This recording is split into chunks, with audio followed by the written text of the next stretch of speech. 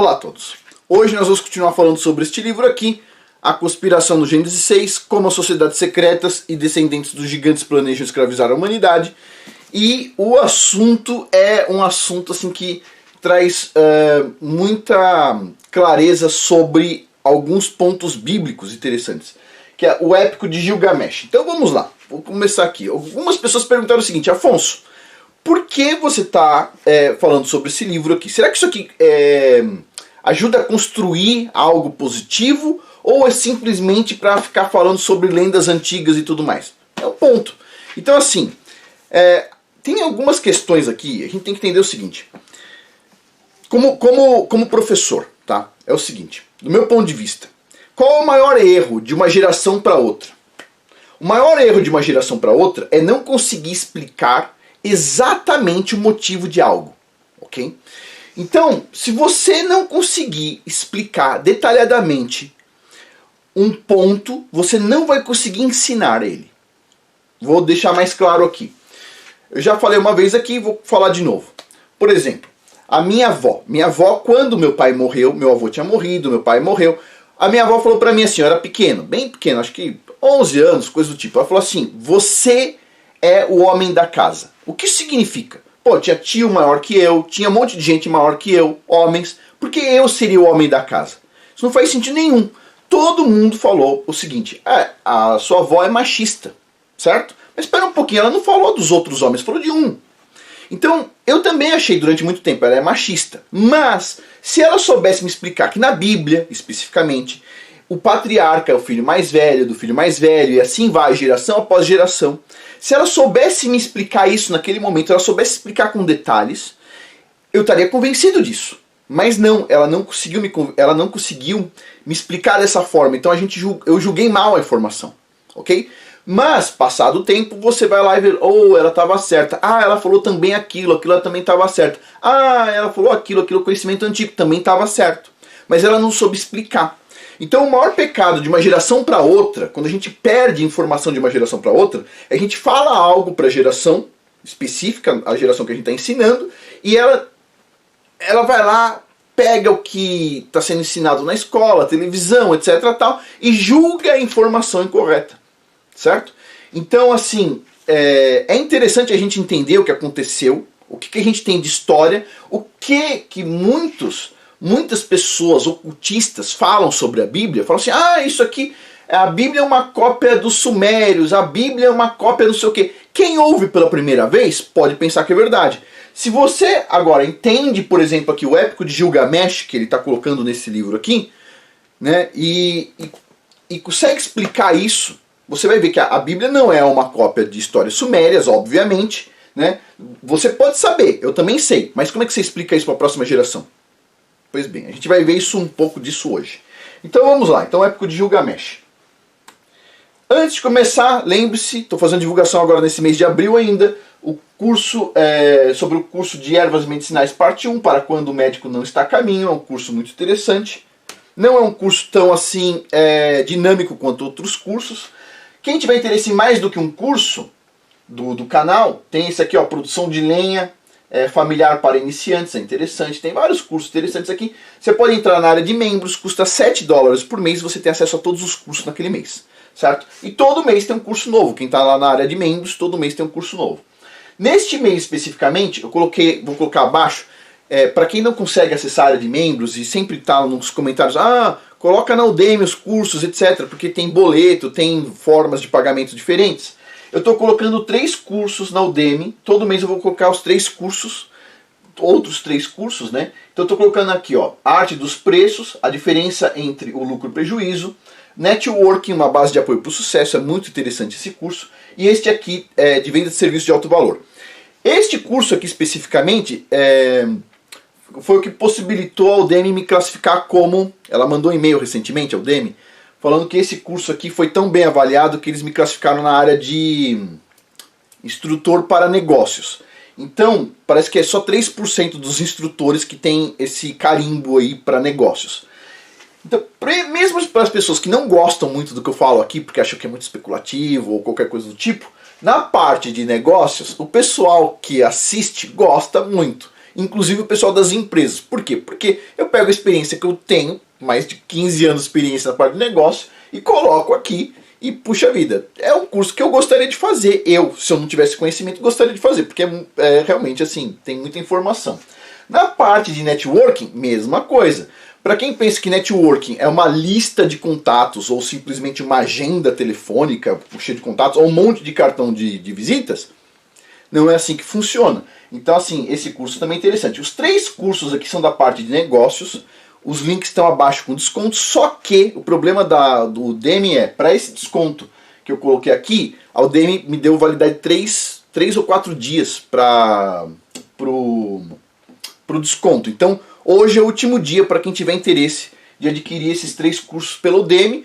Depois também vai dar para adquirir pelo Udemy, só que sem o desconto. Então, no Podia tem uma vantagem aqui que você acessa a área de membros, $7 por mês e acessa todos. Na Udemy você vai ter que estar adquirindo um a um, mas estão lá, esses 3 cursos agora com desconto máximo. Pois bem, então vamos lá, vamos começar aqui, o Épico de Gilgamesh. Hoje nós vamos estudar então a narrativa do dilúvio pela perspectiva suméria, através da famosa narrativa do Épico de Gilgamesh. Poderiam os Néfilins ter sobrevivido ao dilúvio? Essa é uma questão principal aqui nesse livro. Pois bem. E ele diz, eu acredito que sim. E o Épico de Gilgamesh reporta exatamente a história dos Néfilins, de como eles sobreviveram ao dilúvio. Ok. Esse épico é um conto sumério de um herói pré-diluviano. Herói, você sabe o que significa herói, não é uma palavra positiva. Herói pré-diluviano. A gente poderia chamar assim, herói... a gente poderia colocar várias palavras negativas além de herói para quebrar esse vínculo, né, de que herói é uma coisa positiva. Herói é uma coisa extremamente negativa. Vamos dizer assim, um herói...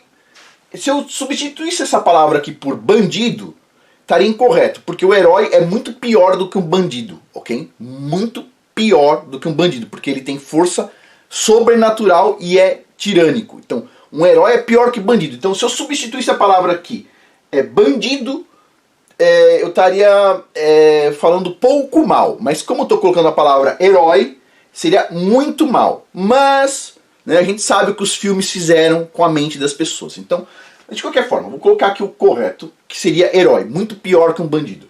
Então, nesse épico é um conto sumério de um herói pré-diluviano chamado Ziusudra, descoberto na biblioteca do rei da Assíria. A descoberta inclui 12 tábuas de 3.000 linhas.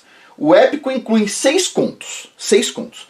O conto de Enkidu, se todo mundo já sabe aqui, Enkidu, o capeta, certo? Jornada à Floresta do Cedro, O Boi do Céu, A Jornada de Gilgamesh, As Estrelas do Dilúvio e A Busca de Gilgamesh. Pois bem, tá aí uma das tábuas.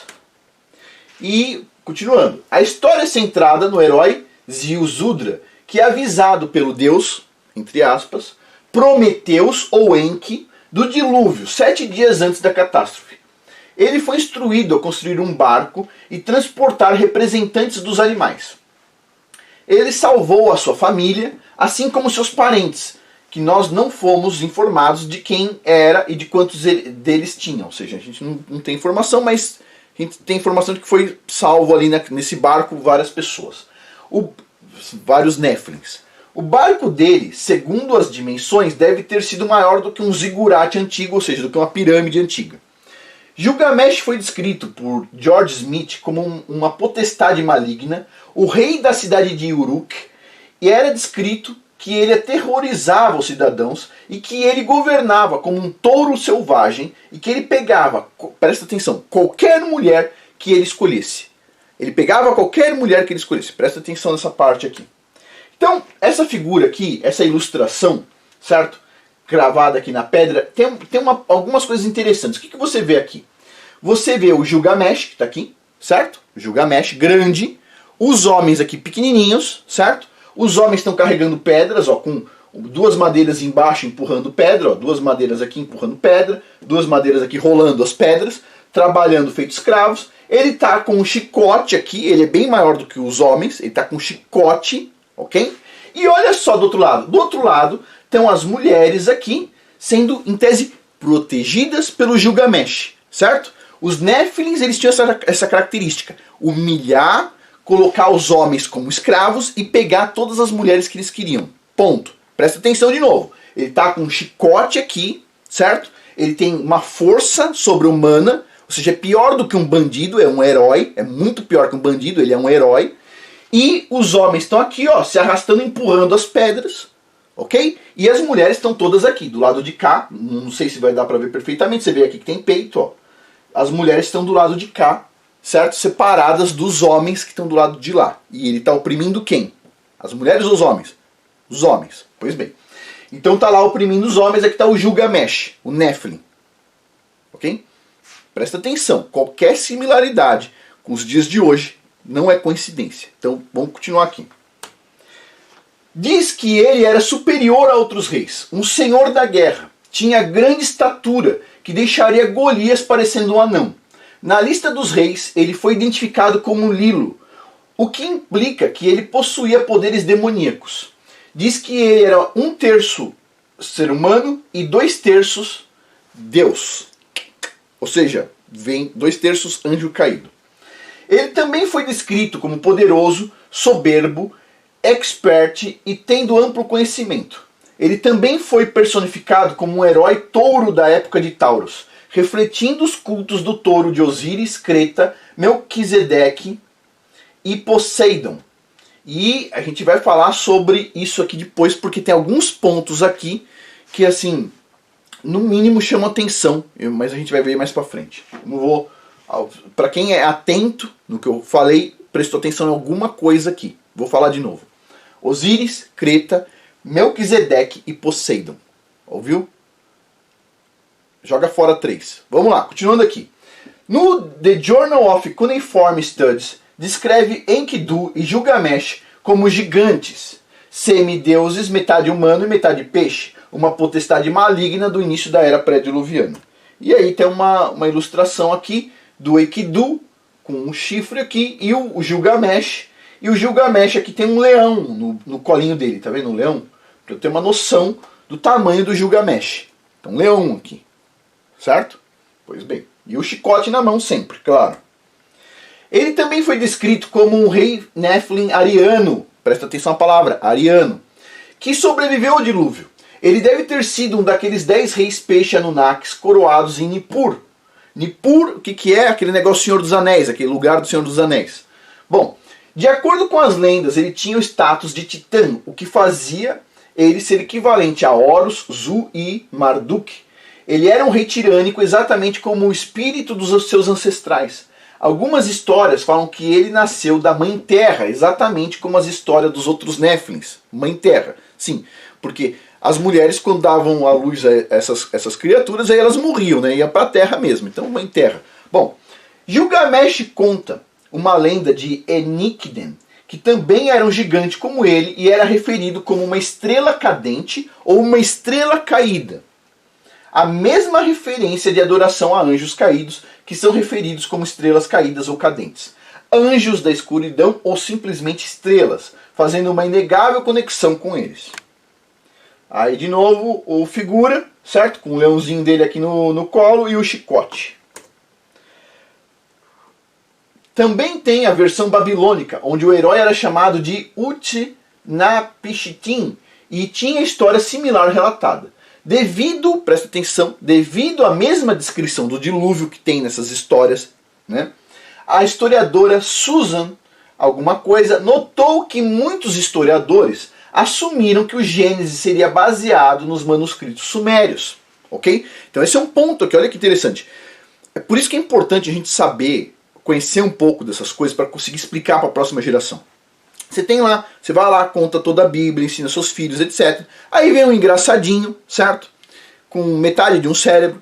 E ele começa assim: a Bíblia é uma cópia dos manuscritos cuneiformes, sumérios, etc. Tal. Por quê? Porque você tem o Gilgamesh construiu uma arca, salvou a família dele, a Bíblia tem também o mesmo dilúvio, Noé também tinha uma arca, Noé também salvou a família dele, portanto, Noé e Gilgamesh são as mesmas pessoas, só que são a história contadas de forma diferente. Negativo. Vamos ver por quê.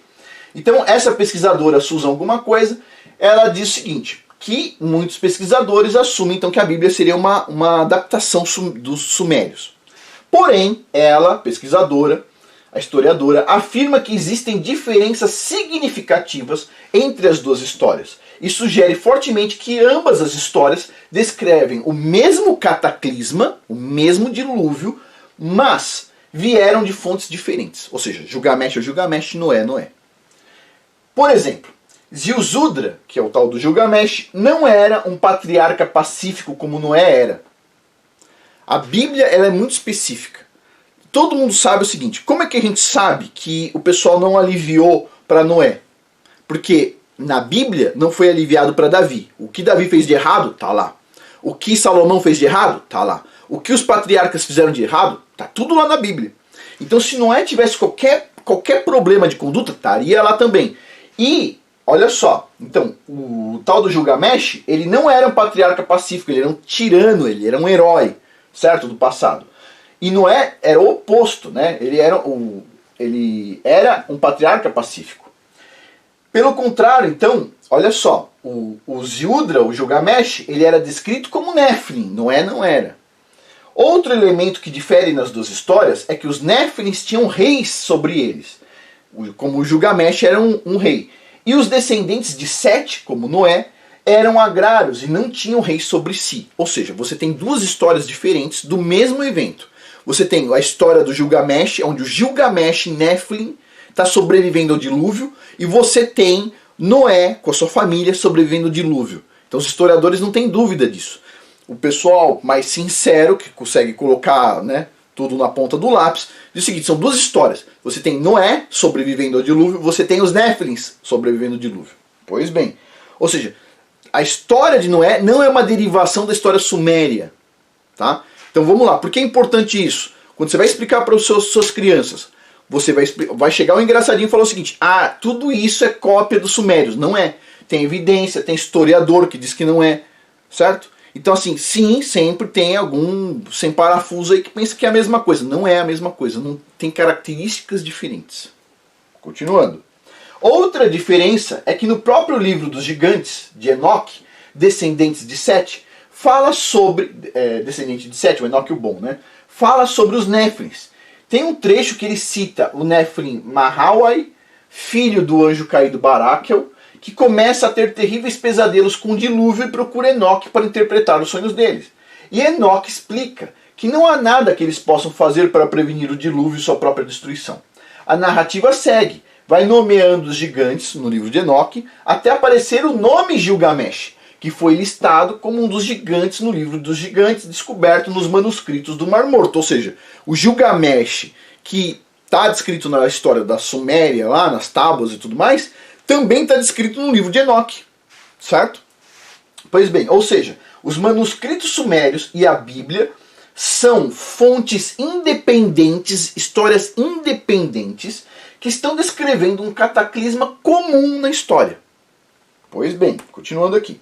Isso inclusive explica por que o trecho da Bíblia em Gênesis 6, capítulo 6, versículo 4 diz: os Néfilins estavam na terra naqueles dias. Que dias? Antes do dilúvio.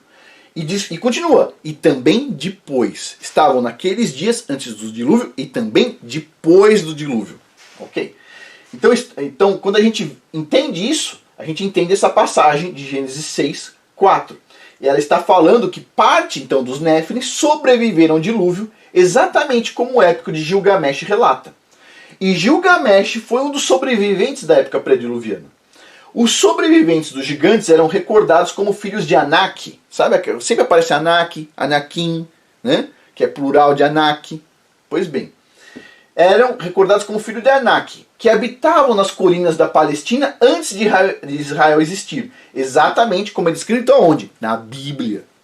Pois bem, aqui tem uma figura, não sei se é verdadeira ou não, coloquei aqui para ilustração, mas eu gostaria de fazer um comentário. Aqui está dizendo assim, descoberta da tumba do alien antigo, né, Gilgamesh no Iraque. Então tem aí notícias que saíram em vários lugares, inclusive lugares assim consagrados aí pela mídia e tudo mais, dizendo que o pessoal descobriu a tumba do Gilgamesh, ok? E Também tem uma história aí dos e-mails lá da Clinton lá, que falava que ela estava perguntando alguma coisa sobre a tumba do Gilgamesh. Não sei se é verdade ou não, mas é um comentário aqui. Mas o que leva a crer uma coisa, leva a crer o seguinte, que existe uma tumba do Gilgamesh. Tudo que veio antes do dilúvio, e o Gilgamesh ele era do período antes do dilúvio pelo livro de Enoque, tudo que veio antes do dilúvio, todos os outros Néfilins, tudo que tinha ali, foi enterrado por uma longa camada de lama. Ok? Isso já foi discutido muito no Patreon, inclusive.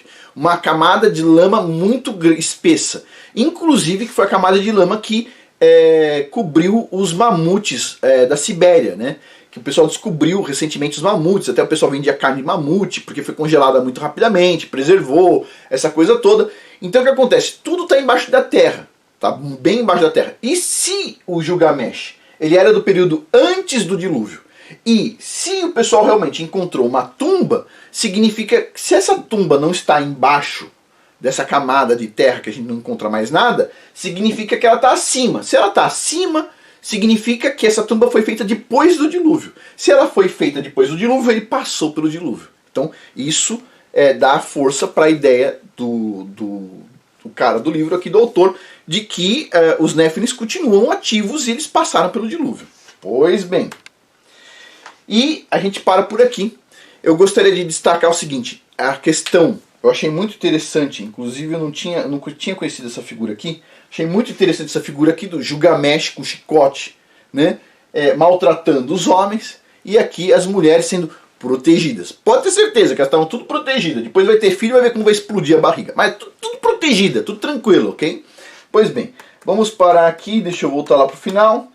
No próximo episódio a gente já termina a parte de lendas, especificamente, que é a parte 2 do livro, e a gente vai para a parte de linhagens sanguíneas, que é interessante. No próximo episódio a gente vai falar sobre esse Deucalion, Manu e Sete. A gente vai falar sobre isso, e depois a gente já muda o enfoque do livro, certo? Mas vamos continuar aqui no livro, muito interessante esse livro aqui, muito interessante mesmo. Bom, pessoal, e lembrando, quem tiver interesse no curso de Ervas Medicinais Parte 1, link abaixo. E quem tiver interesse na área de membros, vale a pena $7 por mês. Quem não consegue entrar na área de membros, porque quero pagar com boleto, a área de membros não dá, etc. tal, a Udemy consegue, você consegue lá pagar com boleto, etc. tal. Eu estou primeiro colocando os cursos de negócio. Todo mês eu vou colocar 3 cursos, né? Só que o cupom de desconto para esses cursos aqui tem validade de 3 dias. Então 3 ou 4 dias, uma coisa do tipo. E hoje é o último dia para estar valendo esse cupom de desconto aqui, desses 3 cursos. Esse curso aqui, já falei para vocês, a Udemy mandou uma mensagem dizendo que eu fui classificado na parte de negócios por causa desse curso aqui especificamente. E esse curso aqui, sinceramente, eu falo exatamente o que eu gostaria de ter ouvido há muito tempo atrás, que poderia ter me poupado um monte de tempo, certo? Então assim, na parte de negócios é muito baseado na minha experiência, no meu feeling. Não é baseado, por exemplo, sourdough, a arte do pão fermentado. É baseado em livros. Eu faço na prática, mas é baseado em livros. Né? Chucrute bitkvass, é baseado em livros. Eu faço na prática, mas é baseado em livros. O Segredo dos Chás, baseado em livros. Né? Aprenda a Vencer a Timidez e Liderança são baseados na minha experiência pessoal. Esses da parte de negócios, eu penso assim que eles são cursos de um valor bem alto, né? Assim, em termos de valor, o preço está baixo, mas o valor que eu penso que tem é um valor alto, porque assim, para quem é da parte de negócios, eu penso que vale a pena os 3 cursos. Esse networking aqui, muitas pessoas podem pensar o seguinte, networking eu entendo, é muito fácil, eu tenho 500 pessoas no meu networking. Fazer networking direito é uma coisa complicada, exige tempo, exige investimento de tempo, até recurso financeiro, e é interessante. Você não consegue fazer a sua empresa crescer de verdade se você não investir aqui, em networking. É interessante esse curso aqui, aprender a vender serviço de alto valor, mas networking também é interessante. E o preço, a parte de preço também é fundamental. Se você errar o preço do seu serviço, se você errar o preço dos seus produtos, você não avança, certo? Na parte de negócio. Vendeu errado, você pode até ter prejuízo. Então você tem que ter um bom preço, tem que saber fazer a venda de serviço de alto valor, se você está na parte de serviços, principalmente. E a questão networking é chave nisso tudo. Bom, pessoal, por hoje é isso. Muito obrigado a todos. Até mais.